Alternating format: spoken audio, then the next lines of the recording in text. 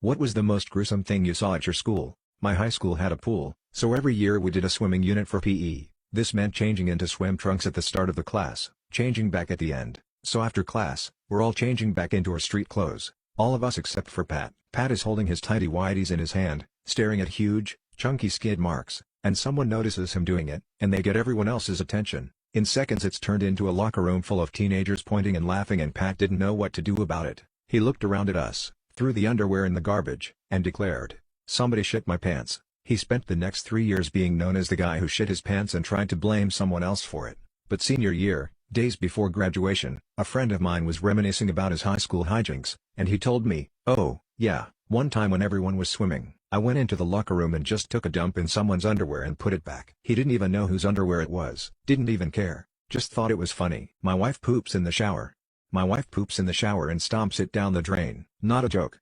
She recently told me this and I've been living with it for weeks now. She even broke the news to me while laughing about it. "You know what a waffle stomp is?"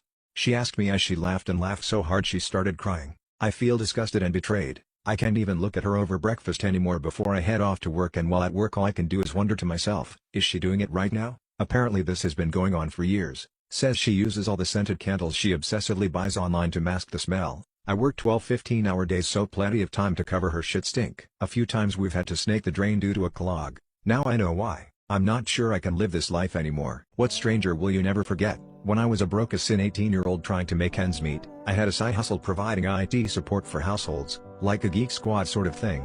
In practice, I would mostly set up computers for elderly people and the tech illiterate, and teach them how to use them, or get them out of technical binds, usually with printers, by Googling on their behalf. This elderly Korean gentleman hired me to set up his new computer for him. I spent an hour setting it up and teaching him how to use it, and 2 more hours eating a wonderful lunch with the man and his wife. He wouldn't accept my invoice for just the first hour. Instead, he paid me 3x my hourly rate for all 3 hours, and asked me to come back to train him the next week. Over the course of about a month I came back 4 times, worked with him, had a lovely meal, and he would tell me about his family and his kids. He was so proud of his daughter, who was about to finish her residency and become a pediatrician. By the end of the month he was pretty comfortable on the PC, and I thanked him profusely for how kind he was and how ridiculously he'd overpaid me. He told me I reminded him of his son, who was estranged for some reason. I didn't press, and that he hoped somewhere out there somebody was being kind to his son and sharing a home-cooked meal with him. I don't know why, but more than 10 years later I can't think of that guy without tearing up. I hope everything turned out well for him. What is the stupidest way you almost died? How about the stupidest way that I almost killed my younger brother? Warning, it's really stupid. He was knocking on the bathroom door, saying he really needed to go. I told him I had only just gotten in there myself and he'd have to wait. But I could still hear him pacing right outside the door, so I wrapped an empty toilet paper roll in toilet paper, crunched it up a bit, sprinkled some water on it to make it look moist. I truly MacGyvered the perfect fake poop out of the objects around me. It looked very real. He is standing right outside the door when I whip open the door and start walking towards him, fake poop in my hand extended towards him. I start talking in the accent of an old Italian chef, or Mario. "Hey, I made a nice fresh poop just for you, a nice stinky steamy poop just for you." I continue walking towards him, holding the fake poop out towards him. He starts to freak out while backing up. "Dude, is that real? Stop. No, seriously, get that away from me. Don't. I'm serious, get that away." But I keep it. "But I made it special, just for you." He was so distracted by this horrible poop coming towards him, that he didn't realize he was backing up to the edge of the staircase. We live in a very old house with very steep and very hard wooden stairs. Anybody would definitely get very seriously injured or worse falling down those stairs. His foot slips over the edge and I watch in slow motion as he falls backwards at the top of the stairs. Luckily, he grabbed the railing at the last possible second and stopped himself from landing on his back neck and tumbling down the full staircase down to the first floor. We both look at each other with this look of panic and I just start saying it's not real. It's not a real poop. I'm sorry. Then we laughed about how utterly ridiculous it would have been if he died by falling down the stairs running away from a fake poop. How I'd have to explain that to the police, our parents, FBI, CIA agents of Reddit. What's something that you can tell us without killing us? My dad worked for the government, and he told me that anytime he had a meaningful interaction with someone who wasn't American, i.e. going over to my friend's house for Lunar New Year, or going on vacation to Canada, he had to report it all, and if he saw anything suspicious. I talked with some CIA recruiters towards the end of college and almost applied earnestly after a large group Q&A and then a much smaller one. The thing that stuck out to me was that the guys said most CIA agents are out of shape and have limited combat training with guns or hand-to-hand. They made it clear that it's the military that uses force. If confronted they were trained to immediately surrender, or to drop their bags and run if possible. I worked with the Australian Federal Police with the Spider Squad doing computer stuff for them in regards to POTOs and finding trafficking victims. It is the most heartbreaking work, but when you get them, the office looked like NASA after a Mars landing. My ex was married to a FBI agent and was told many times about the insanely long interview period. She mentioned they went back to even interview his kindergarten teacher. She also told me if there truly was anyone in your life that was a CIA agent, you would never know. They would truly be sworn to secrecy and there would never be an instance of them casually mentioning or bragging, "Hey, I used to work at the CIA." Those people don't actually work for the CIA. Teachers of Reddit, what is the most depressing thing a student has told you about their home life? I had a girl miss several lessons last term. I was concerned about her progress in class and followed up on the absences. Next time I saw her, we had a WeChat and she said she was really struggling with home stuff. The following day, she appeared very early with a letter and asked me to read it after she left. The letter stated that she was unable to tell her story out loud, but she wanted me to know. Her story detailed a difficult home situation. I have redacted the details out of respect for the pupil, as I had no idea this would become so popular and well read. It completely floored me. I had lessons starting in 15 minutes, but I couldn't stop crying. It felt awful that this strong, silent young girl could brave coming to class with the weight of this on her shoulders. So we worked out how to make school feel safer for her. She struggles to be around lots of people and near doorways without a trusted adult nearby. She's terrified that he appears in school to take her. So we spend our break and lunch in my class, playing games and watching silly videos on YouTube. If she has a bad day, I'll walk her to her bus. I make sure she's seated away from the door and nearby a friend or my desk. It's not much, but every little bit helps her feel safer. I know I am too old to be delivering pizza, but please stop laughing at me. Everyone has dreams, but not all of us will achieve them. I might not be well off, but you know what? My wife and I are happy with our life. We have a cozy little house, a very mischievous cat, and we are still very much in love. There is nothing better than going back home to her every day. To all you young ones who make fun of me when I bring your order to your place, I hope you find happiness one day. Signed, a slightly annoyed Gramps who delivers pizza. What's the trashiest wedding you've been to? My friend group and I talk about this wedding to this day, and probably will for the rest of our lives. The bride and groom decided to do things on a very, very small budget. That's fine. Frugal weddings and budget weddings can be beautiful and nice. There is a difference between a frugal wedding and a cheap wedding, however, and this was cheap. For instance, the wedding was in July. They decided to hold it in a non-air-conditioned park shelter. The decorations were actual trash. The bride decided me and the other bridesmaids needed tiny top hats, which she made from discarded styrofoam cups. Mine had ants in it. She asked me to be the maid of honor. I was flattered but confused. She'd had 3 mo's before me, and they all quit for various reasons, mostly baby daddy drama related. She wanted live music but wouldn't pay a pianist. My friend Steven's sister said she'd play the wedding march on a keyboard for $50. Said sister couldn't actually play the piano, but she did the pre-recorded wedding march song. Nobody could tell the difference because the woman in charge of baking the cake got shit-faced the day before, and was baking the cake in the non-air-conditioned park shelter's little kitchen while listening to the radio, very loudly. The bride and groom tried to write their own vows, got in a fight over it, and didn't tell the officiant until the day of that there were no vows. Fortunately, he was on it and had backup vows ready to go. The bride hadn't tried on her dress, which she'd bought from AliExpress, until the day of. It was way too small and we had to rip out the back and safety pin in some satiny white fabric, which would have been great if the dress hadn't been off-white. The groom made comments and it turned out that the whole dress thing was based on his mom offering to pay for the dress, then rescinding because she had to bail out his brother. My friend, instead of going to an actual store and buying a dress, picked one off of AliExpress. This would have been less weird if I hadn't been dress shopping with her like 3 times because her mom wouldn't pick out a mother of the bride dress. The groom's entire family, including his best man and his 2 groomsmen, left right after the meal. Spaghetti, green beans, and McDonald's orange drink was served. The DJ, my friend Steven, and his Bose speakers, didn't know this and tried to announce the groom's dance with his mom. His mom had left. Apparently his family was furious that it was a dry venue. The only member of the family left was the ring bearer, who it turns out was forgotten. We had to take him home because his family wouldn't come get him. The groom slept through the rehearsal and showed up to the wedding drunk. We had to put another friend on bouncer duty because 2 of the bride's aunts tried to walk away with the cash envelope. We gave him the envelope because he was the tallest and we figured he could outrun the aunts. The bride's brother was originally on envelope duty, but we caught him taking a 50 out of the envelope, so we had to take it from him. We had to politely inform the best man he couldn't smoke in the porta-john. We had porta-johns instead of actual working bathrooms. The worst, though, was the photographer.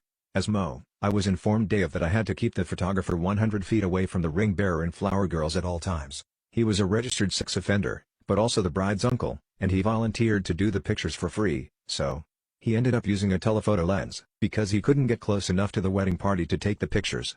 They divorced a couple months later after the house they were staying in burned to the ground. I have no idea to this day why they even got married. Ex-cons of Reddit. What's the most terrifying thing you saw inside of prison? Not prison but courthouse holding cells. Was in for a drunken fight myself, as was pretty much all of the 8 guys I was sharing that cell with. All of us were worn out, hungover, or shaking for a fix except this one guy who was acting happy because he was up first and in his words going to be the first to get a smoke, which he was happy about. Being locked up in those cells, it's not rare for people to chat a bit since we had all been in solitary police station holding cells before, usually what are you in for type small talk. Well, this happy guy didn't know what he had done but knew he couldn't remember the last couple of days, so assumed it was drunken behavior of some sort. He was the first to see his lawyer and came back quiet as a sheet, not talking and just staring at the wall until one of the guys got him to talk. Turned out he had got blind drunk with added Valium, found on him, got in a fight and lost, gone home and come back with a kitchen knife and a kettle full of sugar water, stabbed a random guy and thrown the kettle into the bar, scalding multiple people, plus the guy he stabbed was in hospital in critical condition and he was up on multiple counts of assault with intent to injure, serious bodily harm, possession of a deadly weapon, possession of a controlled substance and attempted murder. He was not going to be first out for a smoke and was looking at a long prison sentence. Went from cock of the walk to hollow in all of 20 minutes. I'd seen a lot of shit, but I've never seen someone get the look of having lost their entire life like that. Lawyers of Reddit. What was the best gotcha moment you ever experienced? Told this story a few years back, but everything old is new again. My brother is a divorce attorney. His most memorable case, he was representing a guy in a divorce custody battle who was accused of horrific child abuse. Very graphic, very detailed depositions from the young kids against daddy. Things looked grim. Then my brother notices the deposition transcript, done by social workers under oath, contains a question at the end from one of the kids: did I hit my marks? My brother had previously tried to make it as an actor in Hollywood right out of high school, failing miserably, and decided to go into law. An altogether different form of acting. He wonders how little kids know about acting jargon, subpoenas the wife's personal checking account during discovery, sure enough, acting lessons. Deposes an extremely sketchy acting coach, and panicked coach quickly coughs up DVDs of practice interrogations with the kids, hours of coaching the kids on exactly what imaginary things to say about daddy. He says it was his one and only Perry Mason moment in 20 plus years of practice, and dad got sole custody of the kids. When did you realize you were attractive? When I was giving flirting advice to a friend in college and she was like, no offense, but this is terrible advice and it only works for you because you're pretty, and I didn't believe her at first, but then I actually went out of my way to be really boring to a guy that approached me at a bar. One word answers, no follow-up questions, generally just bad manners, and he still asked for my number and texted the next day to say that meeting me was a lot of fun.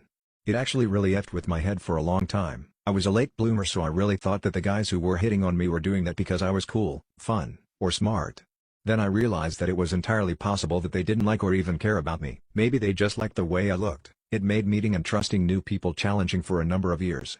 Now, at 30, I have a better grasp on the consequences of my looks. I'm better at gauging the interest of strangers as shallow or sincere. And, I know this sounds bad, I understand how to play up being attractive when it's convenient or beneficial, and downplay my looks when it's important to fly under the radar. What did your horny you do that your normal you would never do?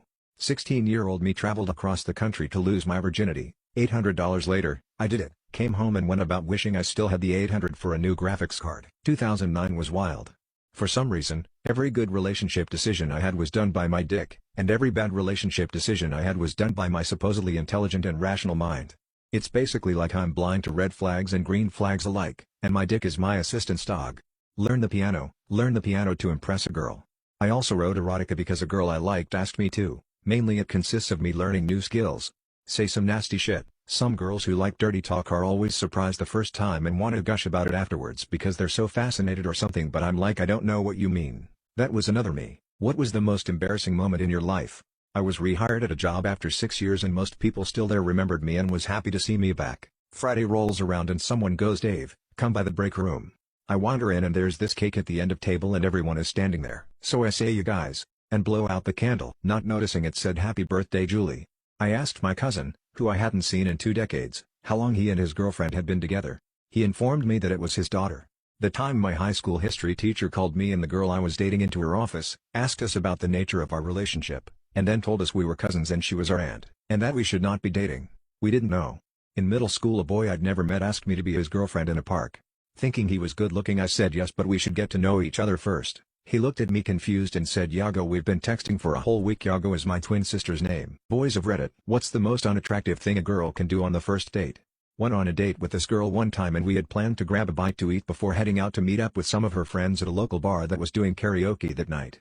The very first words out of her mouth were, I'll take it easy on you so you can buy all of my drinks later. She then proceeded to pull out her cell phone and spent the duration of dinner either ignoring me so she could look at her phone or talking about her ex who she hoped was coming to karaoke that night. The kicker, after dinner she actually had plans to go meet up with another guy for a second date at a dance one of the local colleges was having. She literally planned to go on a date with me, pause to go on a date with another guy, then meet up with me after that. So yeah, don't do that. What secret codes are all around us that only people in the know recognize? When I worked at a supermarket many years ago, we had code 12 which was called on the speakers if they saw a very attractive person in the store. The code would also say where so, for example code 12 bread. 437737 means herpes in online dating. I saw a profile of a girl saying she has 437,737 cats and thought I'm sure that number has some significance. Apparently if a person puts that number in their profile it means they have herpes and they want to let people know without getting embarrassed. The Jeep wave. I rode in a Jeep for the first time a few weeks ago and got waved at a few times before I asked what was going on. When dealing with the Japanese, that will be very difficult means no. In Indonesia, whenever you're dealing with anyone working in the government, police officers, custom officers, airport security, etc., when they start talking about how strict the rules are or how they need to meet some sort of quota, that means they're expecting a big bribe. I tend to play dumb and go, oh, okay then, I guess I'll just have to throw this thing out, go to court, not bother getting this document. It's fun watching them panic and try to find a subtle way of asking for a bribe without saying they want a bribe. When you're on a Windows computer, Alt F4 will unlock the extra core, letting your computer run way faster. What are some good unethical life hacks? Buy the cheapest tickets available for a sporting event. Once inside, check Ticketmaster and StubHub for better seats that didn't sell and go sit there. Whenever buying something online, try using the coupon code military. Many sites have a military discount and don't require any proof of military service. I have seen up to 30% off with this coupon code. If you plan on going to prison, learn to cut hair. Barbers are greatly appreciated by other inmates and you'll likely be spared when it comes to prison violence. Need friends? Create an attractive fake Tinder profile of the opposite sex. Start leading on a bunch of people. Arrange a date with all of them on the same time, same place. Show up as well. Announce that they must have pulled a prank on all of you and suggest you all go drinking together. If you are a small business owner with a significant competitor, hire homeless people to bother their customers. If you're stuck on an annoying call, put your phone on airplane mode instead of just hanging up. The other person will see call failed instead of call ended. Send a wedding invite to every billionaire you can find an address for, as there's a good chance their assistants just send you a gift without ever confirming who you are or if their boss knows you. Get a new student ID just before leaving school to enjoy a student discount for years after graduating. If you need to lie about something, include an embarrassing unnecessary detail. After all, why would you intentionally lie to make yourself look bad? Want to eavesdrop on someone? AirPods have a live listen feature that turns your iPhone into a microphone. Leave your phone charging in the room you want to snoop in on and listen in remotely. If your child is diagnosed with autism or cancer, save hundreds of thousands of dollars by instantly putting them up for adoption. What secret will you take to your grave? Way back about 8 years ago when I first started dating my now wife, she was extremely shy about her body and was very reserved because she had never been in a relationship. One night while I was over, she said she was going to go take a shower before we went out to eat. About 10 minutes after she left her room to take the shower, I heard a sound from the bathroom. I got up and knocked on the door and asked if she was alright and got no answer. I waited about a minute yelling to see what was wrong and decided I had to check on her to make sure she was alright. I opened the door and she was laying on the floor of the tub passed out with the shower still running. I picked her up and carried her to the bed and grabbed a towel and wrapped it around her and tried to wake her up. She wasn't responding and I was about to lose it.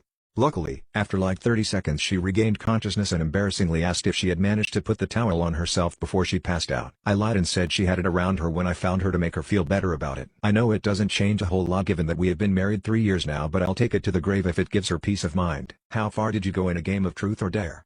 At a friend's house for a sleepover when I was maybe 12 or so, just me, my brother, and the friend playing truth or dare, really just dare. Because truth is lame AF. We were doing the typical shit, making drinks out of condiments and other stuff to chug, putting household items in the freezer etc., when I was hit with a effing dare bomb. Sneak into his sister's room, who was a few years younger than us, go to her personal bathroom, take a shit, and leave it. Ninja shit? I'm down.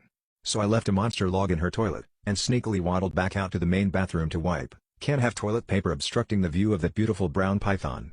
The next morning, we woke up to screams. I got a very stern talking to, but I know both my friend's dad and my dad were laughing inside. Also I was strictly forbidden from entering her room. Totally worth it. What's the nastiest thing you've ever done? I accidentally shit my pants outside at some after-school program at my school. I decided instead of going inside it'd be better to hide in the tube slide, take the shit out of my pants and bury it in the sandbox.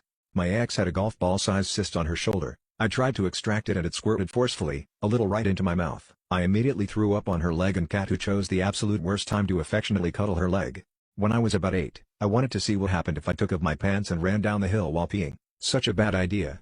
When I was a kid learning to ski, I begged my parents to let me go pee before a run, but we were already in line for the chairlift. My oldest sister told me if you have to pee really bad, that means it's only a little bit, so just pee.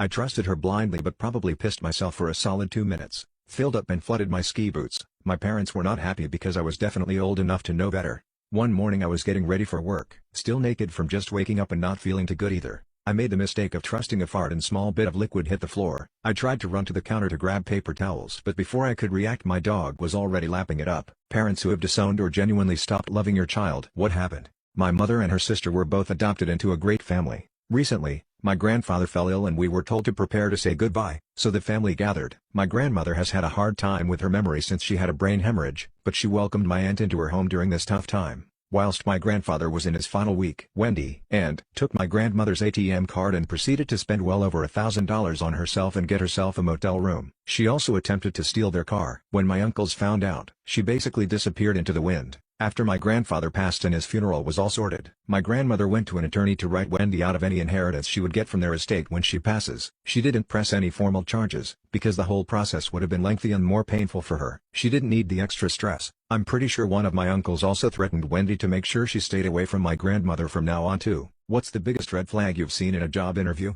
I showed up 10 minutes early in my best suit. They sat me in a room and put on Mighty Joe Young. Over the next 45 minutes, about 20 other people shuffled in for what was apparently a group interview. I was comically overdressed. The owner was an hour late. Upon entry, he didn't ask, but rather told us to smile. The job was supposedly a sales position that also required setting up and breaking down presentations. In reality, it was 2 girls in a small car going door to door and asking to do presentations of a product in rich neighborhoods. Once someone accepted, I, and 4 others, were to show up in a van, which was to be roaming the neighborhood, and the girls would leave to set up more presentations. It was the skeeziest operation I have ever seen. Owner was very adamant about rushing right in so they didn't have a chance to change their mind. I was 18 and naive, but I still managed to call them out on their massive red flag collection by day 2. Edit, for all of you saying Kirby, it was Kirby.